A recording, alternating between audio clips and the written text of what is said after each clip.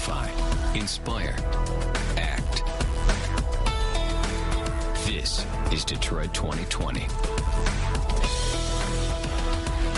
Welcome back. We've been talking about the melting pot of Detroit and how immigrants will be key in bringing the city back. Right now, we're joined by Steve DeBachman, author of the Global Detroit Study. Thank you so much for joining us, Steve. So tell us first, how did this study come about? So the Detroit Regional Chamber of Commerce, Skillman Foundation, and the New Economy Initiative, a collaborative of foundations, decided to look at the international population in Southeast Michigan and see if there are strategies to grow the economy for everyone, to produce jobs for everyone by investing in immigrants and our ethnic communities as well as our global relationships. Now, we found some rather astonishing results, and maybe you were surprised by them also, just the role immigrants already do play and what they can play in our economy. Yeah, despite what you sometimes see on the national cable shows, what we really found out is that here in Michigan, 37% of our immigrants are college educated, come with a 4-year degree, which is actually 150% of our non-immigrant population. Over the last 10 years, 32.8% of all the high-tech firms in Michigan were started by at least one immigrant co-founder. And that statistic makes Michigan the 3rd largest state in terms of high-tech businesses started by immigrants, only California and New Jersey. And for a state that doesn't have as large of an immigrant population as the national average, that's a truly remarkable statistic.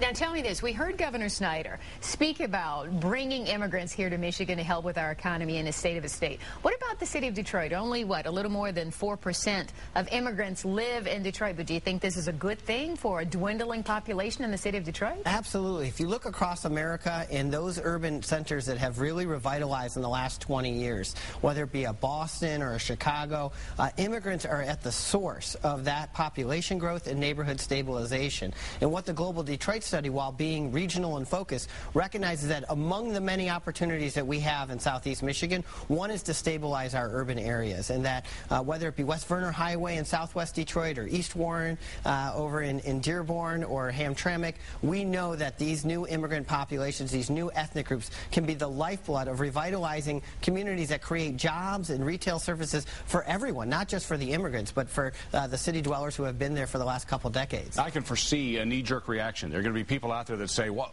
unemployment's already high, and you're talking about bringing a bunch of foreigners in for what little jobs there are. Right. And that's exactly our challenge, is to be able to explain to Michigan, to Southeast Michigan, that what we're talking about is growing the economy, to creating the next Henry Ford that will create the jobs for the 21st century for all of us. When I say a third of the high-tech firms in Michigan being started by immigrants, we're not talking about replacing non-immigrants with these folks as employees. What we're talking about is creating businesses that thrive in the 21st century, that connect Michigan businesses to the world so that we can export our products and so that we grow the economy for everyone.